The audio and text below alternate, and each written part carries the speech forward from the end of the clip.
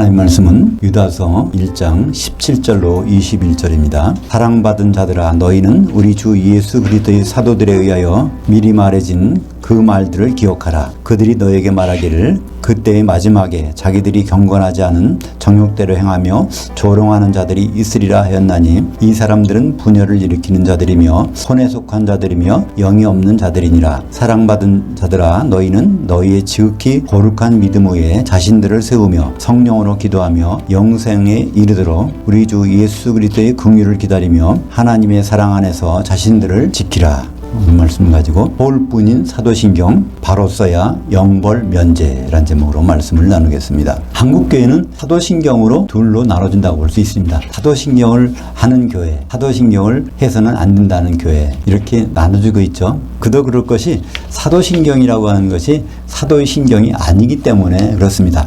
그러니까 사도신경이란 말은 무슨 말일까요? 사도들이 신앙의 줄기라는 뜻입니다. 사도신경. 그러니까 이 경이라는 것은요, 경도, 동경, 서경할 때 그 시주를 나르는 거죠. 거기다가 신이라는 것은 믿음이니까 믿음의 줄기가 이제 신경이라는 한자어인데, 거기다가 사도들이 우리에게 전해준, 그러니까 사도들이 전해준 믿음의 줄기가 뭔지를 가지고 신앙생활을 해야 되는데, 그렇지 못하면 굉장히 혼란하죠.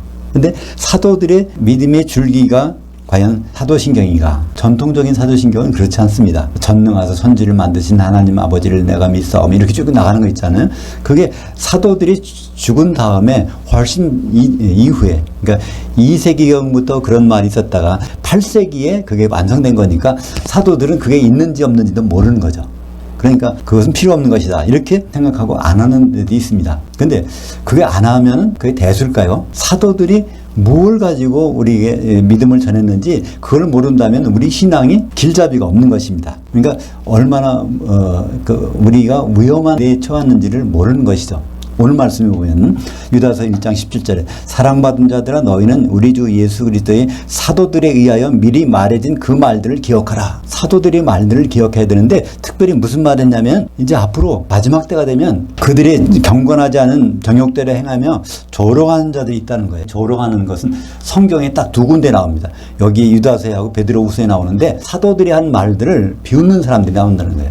우리가 이렇게 열심히 예수를 믿으면 되고, 이렇게 율법을 지키면 되고, 이렇게 기도하면 되고, 그런 거를 가지고 하나의 규범을 만들어서 그렇게 신앙생활하면 된다는 거 하는 사람들이 나온다는 것입니다. 다시 말해서 사도들의 말을 비웃는 사람들이 마지막 때에는 나타난다는 거예요. 그게 어디 나타날까요? 세상이 아니라 교회 가운데, 예수를 믿는 사람들 가운데 그런 가르침을 주는 거짓 목회자들이 많이 나타난다는 거예요. 그러니까 우리가 사도들이 어떤 말을 했는지 줄거리를 알지 못하면 혼돈에 빠질 수가 없는 것이고 대단히 위험한 것입니다. 우리 기독인들은 율법의 저주에서 해방된 사람들입니다. 율법은 원래 무엇 때문에 주셨을까요? 구약 성경 전체가 율법이라고 볼 수 있는데, 율법은 그걸 지켜서 그대로 살으라고 준 것이 아닙니다. 율법을 보고 있느라면 내가 얼마나 하나님 수준에 못 미치는지 그거를 깨닫게 되는 거죠. 그래서 우리가 결국 예수 그리스도가 필요하다는 것을 알게 해주는 것이 율법인데, 보통은 율법대로 살아야 된다고 이제 강조하다 보니까 하나님 원하는 삶을 우리가 살지 못하는 것입니다. 그렇다고 우리가 예수님께서 우리 죄를 용서해 주셨다고 우리가 마음대로 살아도 될까요? 우리는 사실 더 큰 계명을 가지고 있습니다. 예수님이 십자가 지시기 바로 몇 시간 전에 그 말씀하셨어요. 내가 새 계명을 너에게 주노니 너희는 서로 사랑하라. 내가 너희를 사랑한 것 같이 너희도 서로 사랑하라. 이 말씀은 그건 보통 말씀이 아닙니다. 그 말씀을 지킬 수 있는 사람이 거의 없어요. 첫째는 너희는, 이때 너희는요, 일반 사람을 둔 게 아니라 예수님의 제자들, 지금으로 말하면 성도들끼리 사랑하라는 겁니다. 근데 그것도 어떤 사랑으로? 아가페 사랑으로 사랑하는 거예요. 세상 사랑, 혈연 간의 사랑, 또 남녀 간의 사랑, 뭐 친구 간의 사랑, 이 세상에 있는 사랑이 아니라 아가페의 사랑으로, 하나님께서로서만 있는 사랑, 그러니까 무조건적인 헌신적인 그 사랑으로 성도들을 사랑하라는 것이 그 새 계명이거든요. 그걸 지켰는지 안 지켰는지를 결과에 따라서 엄청난 일이 벌어집니다. 지옥 가느냐, 그렇지 않으면 천년왕국에 가느냐, 그것이 서로 사랑하라는 그 계명에 달려있다는 것입니다. 성경에서 지옥이 맨 처음에 나오는 것이 어딜까요? 마태복음 5장 22절에 처음으로 지옥이 등장합니다. 지옥은 근데요, 예수 믿지 않는 사람들은 지옥 가지 않아요. 누가 지옥 갈까요? 예수님 말씀 들어볼까요? 마태복음 5장 22절. 자기 형제에게 노하는 자마다 그 심판을 받게 되고 자기 형제를 대하여 나가야 하는 자는 그 공회에 잡혀가게 되고 미련한 놈이라 하는 자는 그 불지옥에 들어가게 되리라. 여기 기준은 다 형제예요. 어떤 형제? 우리 혈연간의 형제가 아니라 예수님으로 말미암아 예수님이 독생자가 맏아들 되셔서 하나님의 은혜로 자녀된 사람들, 그러니까 기독교인들을 말하는 것입니다. 기독교인 안에서 이런 일이 일어나면 심판을 받게 되고 공회에 잡혀가게 되고, 이 공회라는 것은 산헤드린이라는 이스라엘의 최고의 사법기관입니다. 다시 말하면 이 공회는 무엇일까요? 예수님이 재림하셔서 공중에서 심판하시는 그 그리스도의 심판대를 가리키는 것이고요. 형제를 미련하다고 하는 자, 비판하는 자는 불지옥에 들어간다고 예수님이 말씀하신 것입니다. 성경에서 예수님이 첫 마디 처음으로 지옥을 소개한 것이 어디에?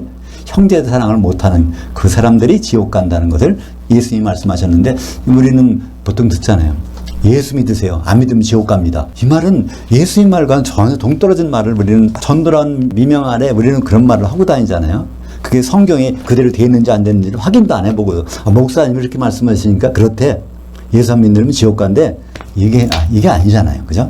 예수님 분명히 이렇게 말씀하셨는데, 하나님은 그 목적이 있으십니다. 하나님의 목적은요, 거룩한 혼인이에요. 하나님 목적은 예수 그리스도를 혼인시키는 거야. 그 신부를 마련해서 혼인시키는 것이 하나님의 천지 창조하기 전에 세우신 목적이고, 그것이 이루어지는 것이 요한계시록 19장에 그것이 이루어진 현장이 있습니다. 우리는 그 길을 향해서 가고 있는 거예요. 우리의 출발점이 어디고 우리의 목적지가 어디라는 것을 우리는 알고서 가야 됩니다. 그것이 완전 요약되어 나온 것이 에베소서 5장 31절과 32절이죠. 남자가 부모를 떠나 그의 아내와 합해서 한 몸을 이루도록 해야 되는데, 그건 큰 비밀. 그때의 남자와 그의 아내는 각각 예수 그리스도와 교회가 되는 것이나, 그렇게 말씀해 주셨어요. 이게 성경 전체 흐르고 있는 그 흐름 맥입니다. 그 맥을 우리가 모르고 있다면 이거는 성경은 그냥 소설이나 참고서나 시집이나 그거로 끝날 뿐이에요. 성경을 주신 목적은 하나님의 의도, 하나님의 생각, 거기에 부합되는 삶을 살으라고 주신 것입니다. 그래서 우리는 그 준비를 했는지 안 했는지에 대해서 반드시 심판이 있게 됐어요. 그 히브리서 9장 27절과 28절에 보면요, 사람이 한 번 죽는 것은 사람에게 정해진 것이요, 그 후에는 반드시 심판이 있으리니. 그 말에 무엇이 있을까요? 반드시 심판이 있다는 얘기는 부활시킨다는 얘기예요. 그죠? 죽은 사람은 심판을 안 받아요. 우리도 이 세상에서 그렇지 않습니까? 어떤 사람이 재판받다가 그 사람이 죽어버렸어. 그럼 그 순간에 재판은 없어집니다. 심판이 있다는 말은 반드시 부활한다는 말입니다. 모든 사람은 부활하게 돼 있어요. 근데 기독교인들은 언제 부활할까요? 예수님 오시면 반드시 부활합니다. 왜냐하면 심판받으러. 그래서 히브리서 9장 28절에는 죄와 상관없이 자기를 바라는 자들에게 나타나시리라. 그러니까 예수님 오실 때는 너 무슨 죄를 졌고 너 무슨 죄를 했고 그걸 심판하시는 거지, 아니라 어떤 목적이 있다는 거야. 혼인 준비가 되어 있는지 안 되어 있는지 그걸 보고 심판하신다는 것입니다. 그러니까 이건 보통 일반적인 죄를 가지고 심판하는 것이 아니라 우리가 혼인 준비 된 자인지 안 된 자인지를 심판하시겠다는 것입니다. 그래서 주님이 십자가에서 피 흘린 사건은 누구나 알고 있습니다. 그건 뭐 예수 믿는 사람이나 안 믿는 사람이나 다 알고 있어요. 근데 그것이 무엇 때문에 그런지에 대해서는 잘 알지를 못하는 거죠. 일반적으로 그 피를 흘려서 우리 죄를 다해 주셨다. 그래서 우리가 하나님의 자녀가 되었다. 그래서 할렐루야 이렇게 하는데요. 그 이유에 대해서는 분명히 사도행전 20장 28절에 사도 바울이 에베소 교회 장로들, 에베소 교회 목사들을 불러다 놓고 거기서 한 말이, 그 하나님의 피로, 그때 그 하나님의 피라는 것은 예수님의 피로 사신 교회라고 분명히 말씀하고 있습니다. 구약에 보면 성막을 지으라는 말씀이 있어요. 하나님을 섬기는 성막을 지으라고 할 때 그 재료가 지정되어 있어. 그건 백향목이나 큰 나무가 아니라 광야에 나가서 볼품없는 아카시아 나무, 조각목들을 가지고 그걸로 하나님의 거하시는 성막을 만들라는 겁니다. 왜 그걸 조각목이라고 했을까요? 그거는 나무가 삐뚤빼뚤하게 자라서 한 조각밖에 안 생겨. 그 조각을 모아야 널판지가 되는 거예요. 그 널판지를 만들어서 금으로 입히면 금으로 입힌 널판지가 나오는데, 그것이 높이가 약 4.5m, 폭이 한 62.5cm. 그러니까 이 정도 되는 널판지가 그 속에 조각이 몇 개 들어갔겠어요? 그냥 아카시아 나무 조각이 가득 들어가는 거예요. 거기다 금을 입혀서 그 48개를 씌워놓으면 거기에 하나님이 임재하시는 성수와 지성수가 되는 것입니다. 근데 사실 광야에서 자라는 아카시아 나무들, 그 뒤에 자랄 때는 뭐 때문에 자르는지. 자르는 게 아플 거잖아요. 만약 아카시아 나무라면. 그죠? 그걸 잘라서 뭐 하는지. 근데 자를 땐 뭐 때문에 잘라요? 이걸 갖다가 하나님의 집을 만들려고 그걸 자르는 것입니다. 그 마찬가지로 우리를 구원하신 이유가, 죄인들을 구원하신 이유가 뭐가 있을까요? 바로 하나님의 예수님이 십자가의 보혈로 우리 죄를 씻어서 우리를 구원하신 다음에 하나님의 계신 전을, 집을 마련하는 거기에 목적이 있는 것입니다. 그러니까 우리가 예수 믿고 구원받았으니까 끝났다. 구원받았으니까 할렐루야. 그건 절대로 아니라는 것이죠. 고린도후서 11장 2절에 보면 거기에 사도 바울이 이렇게 얘기합니다. 내가 사도로서 너희들 성도들을 한 남편인 그리스도께 드리려고 한 천으로 중매했음이로다 이 말이 있어요. 그러니까 성경을 읽어보면 사도들이라는 말이 나오고 성도들이라는 말이 나오는데 그게 우리 모든 기독교인은 둘 중에 하나입니다. 사도이든지 성도들이든지. 근데 사도는 12명밖에 없어요. 그러니까 모든 사람들은 성도들이지. 그 성도들은 뭐 해야 될까요? 사도들, 중매쟁이 말을 들어서 혼인에 참여하는 사람들이에요. 그래서 고린도후서 5장 10절에 보면 우리가 다 반드시 그리스도의 심판대 앞에 나타나게 되어 각각 선악간에 그 몸으로 행한 대로 심판을 받으려 함이라. 그때 그 몸은 단수로 되어 있습니다. 우리 각자 몸이 아니라 예수 그리스도의 몸, 다시 말하면 교회. 교회 안에서 주님과의 혼인을 준비했는지 그것이 선한 것이고, 교회 안에서 다른 일을 했는지 그것을 가지고 심판하신다는 겁니다. 고린도후서 5장 10절에 우리가 다 반드시, 한 사람도 예외가 없이 그런 거죠. 근데 우리가 신앙생활 하면서 예수 믿는다고 하면서 그 심판에 대해서 생각해 보는 사람들이 얼마나 있을까요? 그럼 예수 믿었으니까 죽으면 천국 가면 돼. 이렇게만 생각하지 그걸 생각하지 않는다는 것입니다. 그것을 준비하지 않고 그 심판대 앞에 설 때 그 심판이 결과가 어떻게 나올 것인가? 그건 뻔하지 않습니까? 예, 마태복음 25장 46절에는 그 심판의 결과가 나옵니다. 그들은 영벌에, 의인들은 영생에 들어가리라. 이 영벌이라는 것은요, 헬라어로 아이오니오스 벌이라는, 그러니까 한 시대 동안의 벌. 성경에서 영원이라는 것은 끝이 없는 시간이 아니라 한 시대, 1000년을 가리킵니다. 항상. 그러니까 영생한다는 얘기는 영원히 죽지 않는다는 얘기가 아니라 1000년 동안 누구와 더불어 산다는 거예요. 1000년 동안 리빙 한다는 거예요. 누가 더불어? 예수님과. 그러니까 1000년 동안 예수님과 더불어 지내는 것을 우리말 번역을 영생이라고 번역해놨으니까 이건 죽지 않고 사는 거라고 생각하는데 그건 큰 오역입니다. 영생과 영벌이 어디에 갈라진다고요? 혼준비한 사람이냐 안 한 사람이냐에 따라 달라진다는 것입니다. 그날에는 그 심판관도 정해져 있어요. 예수님 혼자 심판하시는 것이 아니라 예수님 옆에서 12명이 앉아있어. 12명이 누굴까요? 그게 12사도들. 12사도들은 뭘 가지고 심판할까요? 신약성경. 그러니까 마태복음부터 요한계시록까지. 그러니까 신약성경을 기록하는 사람들이 사도들인데 그 사도들이 중매됐지만 그들이 우리를 다 심판한다는 것입니다. 결혼 준비가 됐는지 안 됐는지 심판한다는 거예요. 마태복음 19장 28절. 세상이 새롭게 되어 인자가 자기 영광의 보좌에 앉을 때 나를 따르는 너희도 12보좌들에 앉아 이스라엘 12지파를 심판하리라. 그건 영적인 이스라엘 12지파. 기독인들을 가리키는 것입니다. 성경에서 인자, 예수님은 인자라고 그렇게 설명을 많이 하는데 인자라는 것은 우리가 한번 생각하는 게 있어야 돼요. 그냥 넘어가는 것이 아니라 인자가 무슨 뜻일까? 하나님은 왜 예수님을 인자로 세우셨을까? 요한복음 5장 27절에 보면 예수님이 인자됨을 인하여 심판하는 권한을 다 맡기셨느니라. 그러니까 앞으로 심판은요 하나님 아버지가 하지 않으세요. 아들이 하세요. 예수님께서 심판하셔. 그러니까 재림하셔서 그분이 심판하셔. 그리고 천년왕국이 지난 다음에 또 다시 백보자 심판해서 예수님이 심판하신단 말이에요. 그래서 성경에서 인자가 나오면요 덜컥덜컥 섬찟섬찟 해야 돼요. 그게 정상이야. 우리는 죄를 안 졌어도 경찰서 앞에 갈 때는 약간 뭐 섬찟하잖아요. 내가 교통 위반했나 뭐 했나 생각하잖아요. 그것처럼 바로 인자라는 말이 나오면 그게 우리를 심판하실 분이야. 그걸 생각해야 됩니다. 마태복음 25장 31절에서 33절까지 보면 거기에 예수님이 우리를 어떻게 심판하시는지 나와 있습니다. 인자가 자기 영광으로 모든 천사들과 함께 올 때 자기 영광의 보좌에 앉으리니 모든 민족을 그 앞에 모으고 각각 구분하기를 목자가 새끼 염소들 중에서 장성한 양들을 구분하는 것 같이 하여 그 양들은 그 오른편에 그 염소들은 왼편에 두리라. 우리가 예수님 볼 때는 목자의 입장에서 볼 때는 처음에는 다 양이었다. 어린 양이었다는 거예요. 그죠? 목자 입장에서. 근데 예수님이 이제 가셨다가 이제 오신단 말이에요. 그때는 이게 다 장성한 양이 됐으면 좋은데 새끼 염소가 워낙 많아. 새끼 염소가 너무 많아서 그 중에서 장성한 양을 한 개, 두 개 골라낼 정도라는 거예요. 그래서 장성한 양들은 영생에 예수님과 같이 1000년 동안 사는 곳에 새끼 염소들은 영벌에 지옥에서 1000년 동안. 그러니까 지옥 가는 사람들이 기독교인 중에서 얼마나 많다는 것을 제 얘기가 아니라 성경에서 마태복음 25장에서 예수님이 말씀하신 거예요. 그때 심판은 무엇이 심판이 될까? 새끼 염소인가 양인가는 심판의 기준은 마태복음 25장 40절에서 예수님이 말씀해 주셨습니다. 볼까요? 너희가 여기 내 형제들 중에서 여기에 그리스도 심판대에는 12명의 사도들 중에서 지극히 작은 자 하나에게 한 것이 곧 내게 한 것이니라. 사도들이 누구라고 말씀드렸죠? 중매쟁이야. 중매쟁이 말을 조금이라도 안 들었으면 이거는 바로 어디 가는 거예요? 지옥에 가는 거고, 중매쟁이 말을 잘 들었으면 어디 가는 영생, 천년왕국에서 통치한다는 것입니다. 그러니까 예수님은 이렇게 심판하는 방법이 이상해요. 특이한 거예요. 근데 알기는 쉬워.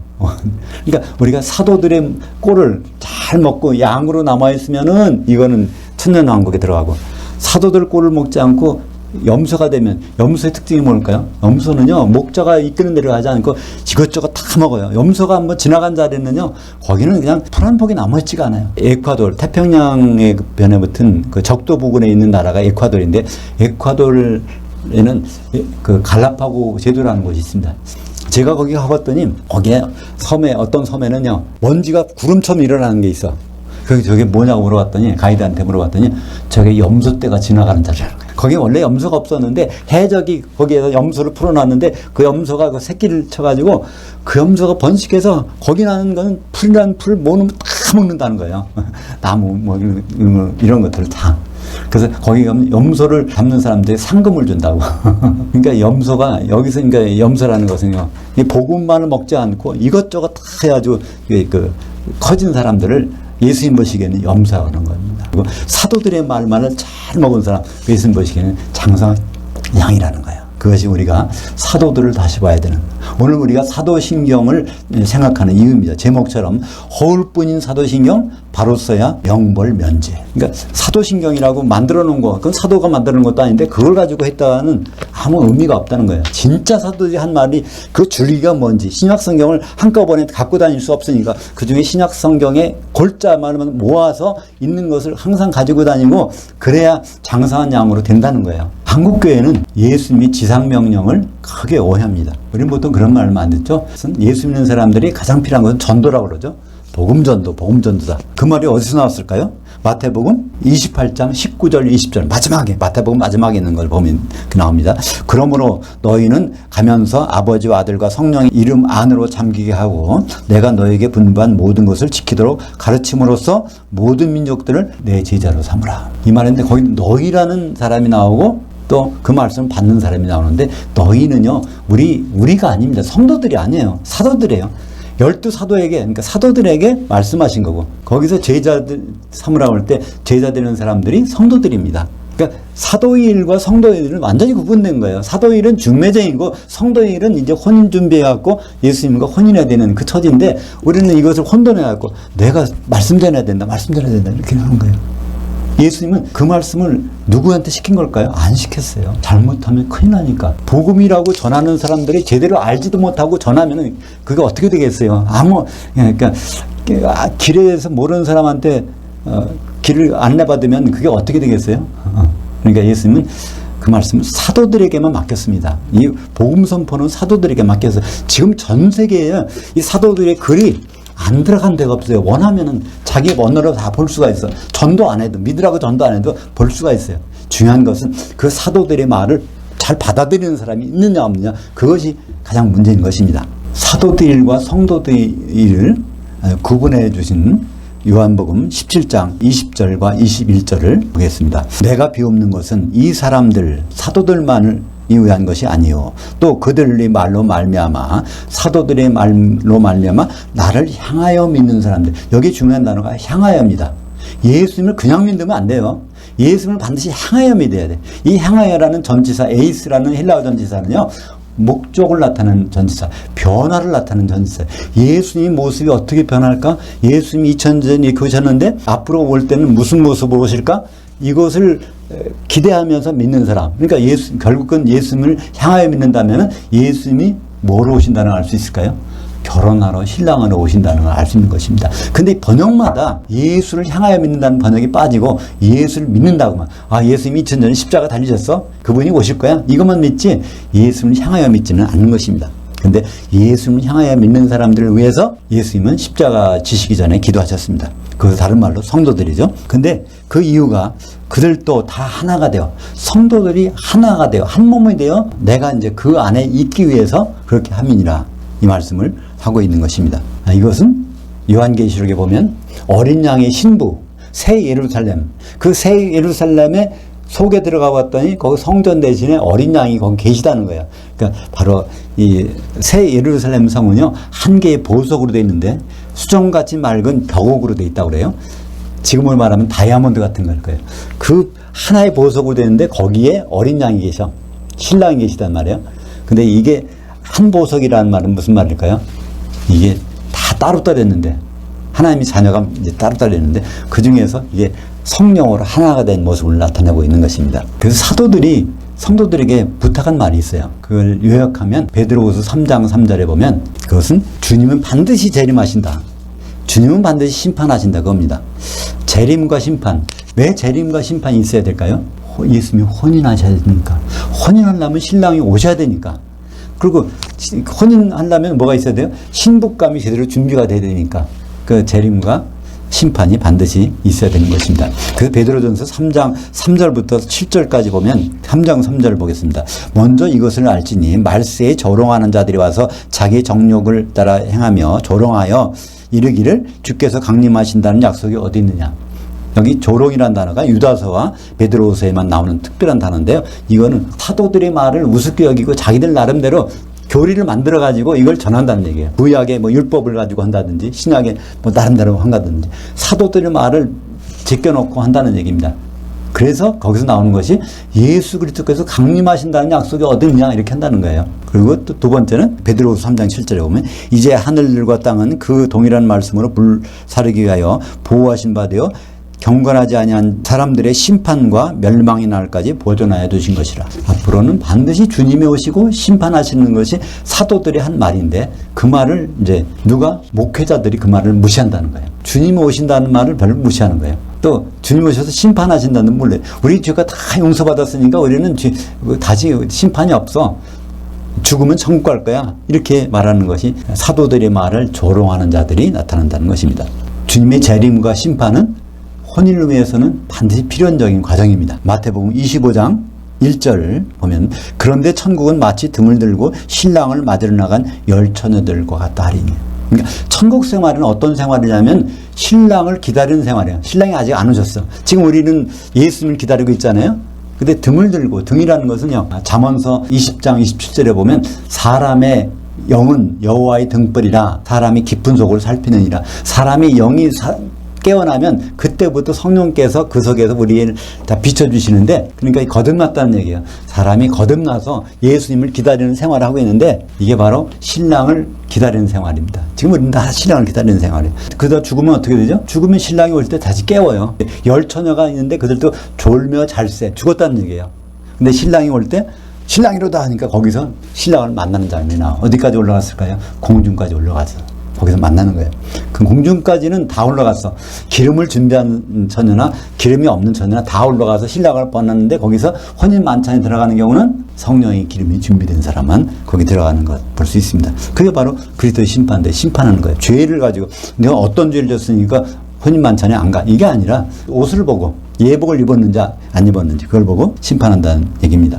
마태복음 25장 1절 그들이 살아가는 사이에 신랑이 오므로 준비했던 자들은 혼인 만찬에 들어가고 문은 닫힌지라. 이 혼인의 중매쟁이는 사도들. 그 중매 매뉴얼은 신약 성경이에요. 그죠?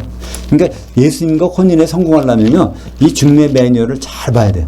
다른 거 보면 염소 새끼가 돼가지고 이건 결혼에 성공할 수가 없는 것입니다. 그러니까 우리가 사도 신경이 사도들의 믿음의 줄기가 무언지를 알아야 된다는 것은 선택이 아니라 필수입니다. 그죠? 중매쟁이 말을 아는 것은요, 필수잖아요. 혼인을 위해서. 그래서 우리가 이 시점에서 사도신경이 정말로 필요하구나. 없어서는 안 되는구나. 그거를 우리는 알 수 있습니다. 그렇다면 우리가 사도신경을 어떻게 구할 수 있을까요? 사도들 다 돌아가셨는데 우리가 사도신경으로 하는 것을 우리가 가지고 거기에서 성경에 없는 부분을 넣고 성경에서 이상하게 된 부분 빼버리면 되지 않겠습니까? 일단 가장 쉬운 방법이. 그러니까 사도신경은 대부분 사람들이 암송하잖아요. 그러니까 그 암송하는 거에서 성경에 맞지 않는 것은 빼고 성경에 없는 부분을 거기다 집어넣고 그래서 한번 만들어 보면 그것이 바로 우리가 고백하고 있는 성경적 사도신경입니다. 예를 들어서 앞에 전능하사 천지를 만드신 하나님 아버지 이렇게 하잖아요. 근데 그 말이 다 틀린 말들이야. 왜 틀릴까요? 전능하사 천지를 만드신 하나님 아버지. 아버지가 혼자 만들었다고 하는 거예요. 아버지가 혼자 만든 것이 아닙니다. 창세기 1장 1절에 보면 엘로힘, 하나님의 엘로힘, 복수예요. 성부, 성자, 성령의 세 하나님이 한 분이 되셔서 어떻게 한 분이 되셨을까요? 통치하셨다는 말은 단수입니다. 거기에서 창세기 1장 1절에서 주어는 하나님은 복수고 창조하셨다는 빠라는 단수예요. 그 복수가 단수가 될 때 이 히브리 말을 다른 언어로 옮길 때는요, 삼위일체라는 말이 안 들어가면 번역이 제대로 안 된 거예요. 영어로는 그걸 트리니티라고 그러죠. 트리니티.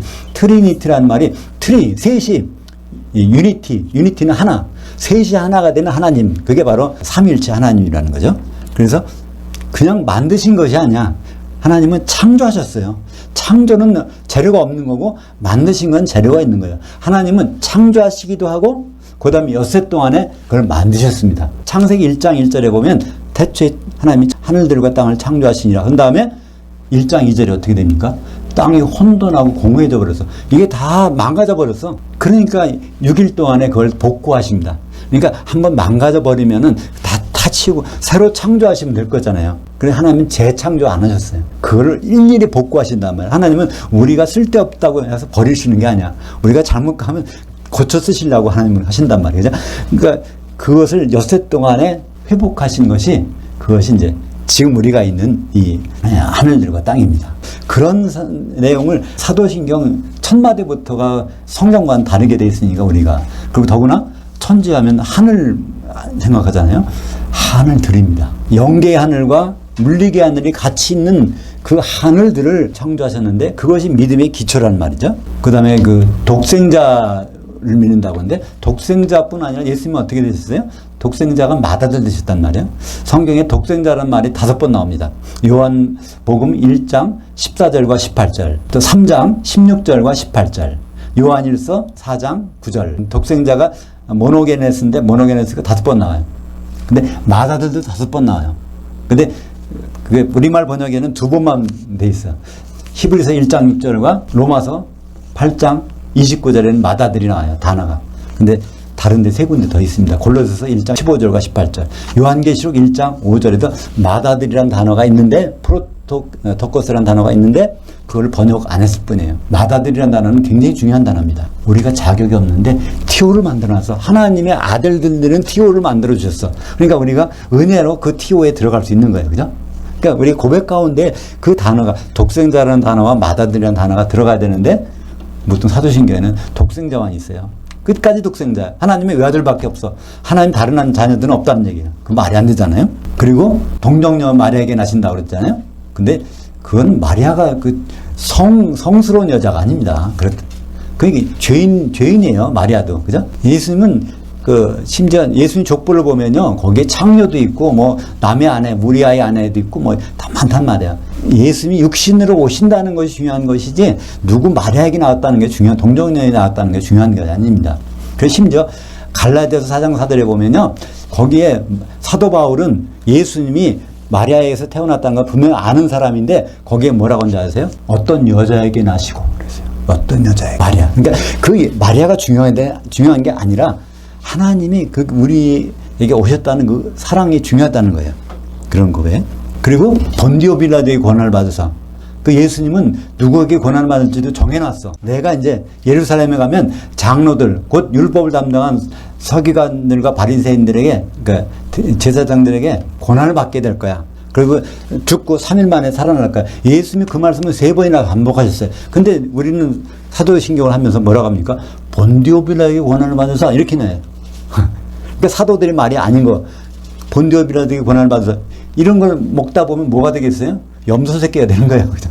사도들의 말을 먹고 자라야 되는데 우리가 다른 걸 먹고 자라면은 사도신경을 한다고 하면서 염소 새끼가 되면 되겠습니까?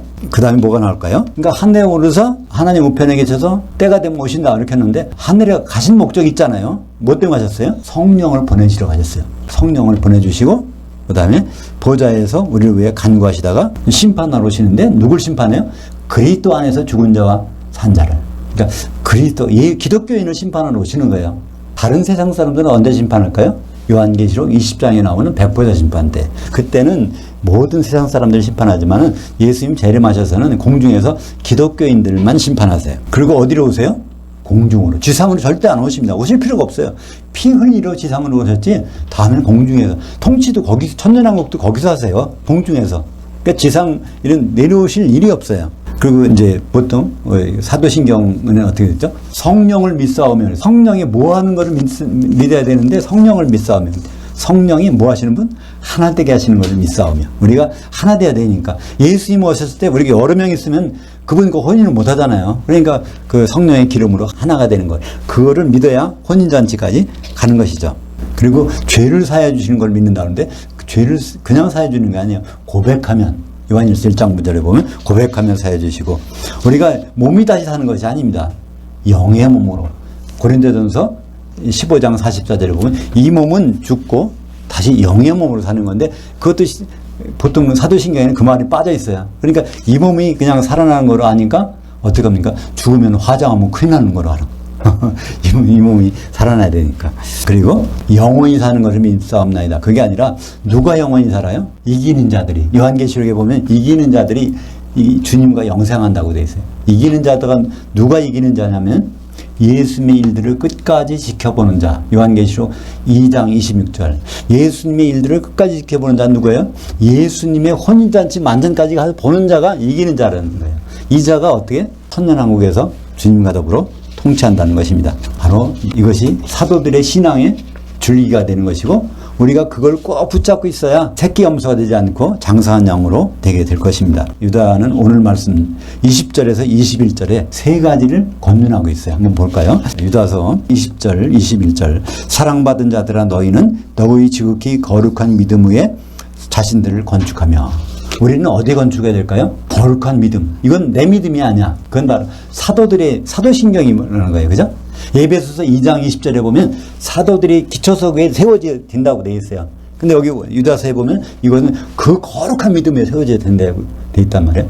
그것이 바로 이 사도들의 믿음 위에 우리가 세워지는 것입니다. 사도들의 중요한 내용에 우리가 따라서 준비해야 되는 것이 사도들의 중요한 내용에 맞지 않게 준비한다면 결혼할 수 없잖아요. 두 번째로 성령으로 기도하며. 성령이 있어야 기도하지. 성령이 있으려면 어떻게 될까요? 우리가 서로 사랑하는 가운데 주님은 성령을 부어주시는 것입니다. 영생에 이르도록 우리 집 예수 그리스도의 긍휼을 기다리라. 우리의 목적은 어디에 있어요? 영생에 있습니다. 이 영생은 영원토록 죽지 않는 것이 아니라 주님과 천년왕국에서 같이 지내는 것. 우리의 목적은요, 천국 가는 게 아닙니다. 천국이라는 것은 지금 현재 이 상태가 천국이에요. 우리의 목적은 예수님이 오셔서 천년왕국에서 주님과 천년 동안 통치하는 것이 우리의 목적이 되어야 되는 것입니다. 사랑하는 여러분, 우리 기독인은 원하든 원하지 않든 주님이 재림하시면 공중까지 휴거돼서 주님을 만나야 됩니다. 근데 거기서는 반드시 두 가지 길밖에 없어요. 영벌, 영생. 마태복음 25장 46절에 새끼 염소들은 영벌에, 장성한 양들은 영생에. 거기서 갈라지는 것입니다. 근데 그 기준은 뭐가 된다고요? 사도들이 말을 얼마나 제대로 들었느냐. 중매쟁이 말을 잘 들었으면 그건 분명히 혼인잔치 만찬 들어. 중매쟁이 말을 있는지도 몰랐어. 그러면 어떻게, 이건 당연히 가는 데가 다른 것이죠. 그날에 지옥 가는 형벌을 면제받고 혼인 만찬 들어가서 영생하려면 그것이 바로 사도들이 한 말, 적어도 사도신경, 진짜 사도신경, 가짜가 아니라 진짜로 사도들이 믿음의 경, 줄기를 우리가 항상 마음에 지녀야 될 것입니다. 기도하겠습니다. 하나님 아버지 감사합니다. 오늘 사도들의 신경에 대해서 상고하셨습니다.